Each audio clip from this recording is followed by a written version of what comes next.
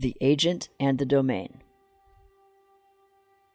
In the 1st century, a man received a secret technology that let him and those that followed him achieve their purposes with unparalleled efficacy. The reason some said that it was bestowed upon that agent was because he possessed the rare combination of pure intelligence to fully utilize it and a pure heart to use it for ultimate good. It was assumed the technology had been bestowed upon him by beings not from this world. The technology was a tool, mostly to construct robots that could do almost anything, but these machines were made not of stone, wood, metal, or even plastic. The reason that the undercover government that became known as the Domain was never pulled out of secrecy was because the technology was a way to manipulate and construct machines made out of organic material. If one of their machines was ever discovered, it was just assumed that it was a previously undiscovered animal, plant, bacteria, or even protein. Barry was lonely, had always been dull and awkward, and if anyone called him a friend, at least outside of the Domain, it was a friendship of charity. He had spent his morning in silence, sometimes crying, sometimes singing, listening for a word, his assignment for the day. It usually came to him as a surprisingly random thought, but sometimes it was communicated in circumstances that coincidentally lined up. That was how the Domain communicated their missions. It was available for anyone if they were open to hearing, but effectively impossible to track it back to the source.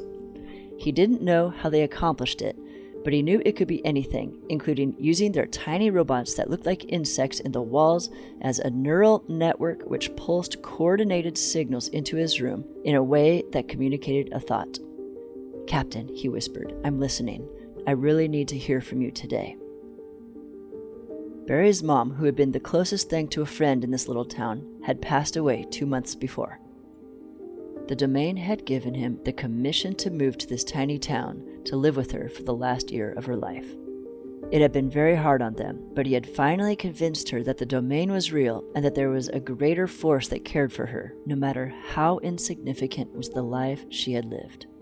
She had finally turned off the television and begun to listen. She began to hear how much the Domain still had good plans for her in their city that they were going to take her to. And as her body decayed, hope and joy grew. She passed with Barry by her side and a smile on her face. Barry now looked over at her empty room.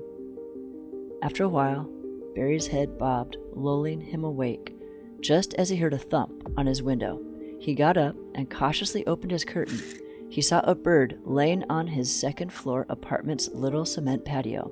The bird's feathers were splayed. It wasn't moving. He walked to the kitchen and ripped off a sheet of paper towels, and after hesitating at a random thought that stopped him in his tracks, he thought maybe it could use water, and filled a tiny cup with water. "Captain," he whispered, "do you want me to care for this bird or something? Or is he a messenger somehow?" He fumbled with the lock for a second, and by the time he got onto the little patio, the bird wasn't there. "I guess not," he said. His heart dropped, and he turned back to go inside. But then he heard a chirp and looked over the edge to see the bird flopping on the ground below. Barry shimmied down the stairs from the patio to examine the bird. But at the same time, the door of the apartment below him creaked open, and a little girl ran out to attend to the bird too. "Mommy, it's a bird. It's hurt." Barry stopped and looked over at the half-open door. It had a new orange paper taped to it saying, "Eviction notice." Then he heard a shaky voice from a woman inside saying, "I'm sorry, honey. Mommy has some other things to worry about right now." Barry hesitated for a moment, standing awkwardly on the stairs. He felt like this was him often, always finding himself awkwardly standing somewhere, not knowing what to do. "Captain," he whispered to himself, "what do you want me to do?" He looked up and around. "Mommy, there's a man here too." After looking at him, she added, "I think he's here to heal the bird. Hey, mister, can you try?" Barry stuttered as he approached the girl, who was stooped, looking at the bird. "Oh, I don't know if I can heal it. I just brought this in case," his voice trailed off. The little girl looked up at him and at the cup of water and paper towel in his hand. Then she looked at the bird and waited for him to help it. Barry didn't know what else to do. The little girl assumed he would use the water somehow. So, not knowing anything else to do, he hesitantly poured the water on the bird, aiming for its mouth. The water droplets balled up and rolled off its feathers. They waited, and nothing happened. Then, all of a sudden, the bird flopped onto its feet, stumbled once, and then flew away. The little girl screamed in delight. "Mommy! Mommy! He did it! The bird got better!" The little girl turned to Barry and said, "Maybe you can heal my mommy. Come here." She grabbed Barry's sleeve and pulled him into their house, despite his stuttering objections. Inside was a house kept tidy as could be and necessitated by poverty. The little girl dragged him into the bedroom as Barry apologized to the 2 other children he saw. "Captain," Barry whispered, "I'm sorry, I'm getting pulled off mission." But as he entered the bedroom and the woman in the bed turned over and saw him, her reaction told him this was exactly where they wanted him.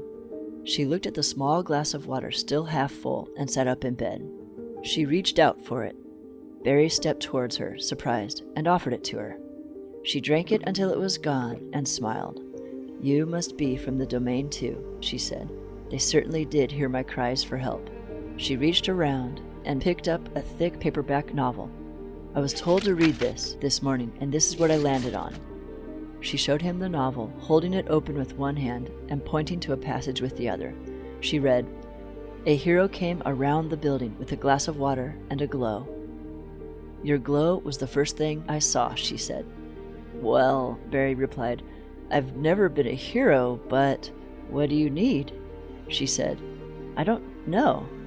You may have seen we are being evicted today. We're about to be homeless. See, their father passed away last month. We weren't together still, but I took care of the doctor bills and then the burial. But then I lost my job because I was busy trying to fix all that. And I've just been laying here in bed, paralyzed, not knowing what to do in the wake of all that." "Oh," Barry replied, "my mother just died." "Oh, I'm sorry," she said.